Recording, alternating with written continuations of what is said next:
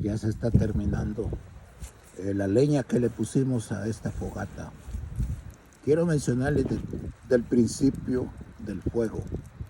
Para que exista un incendio, tiene que haber 3 elementos: fuego, combustible y oxígeno.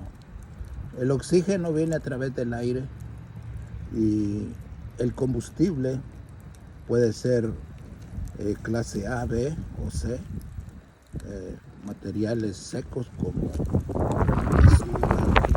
madera, y luego tenemos los eléctricos, gas, gasolina.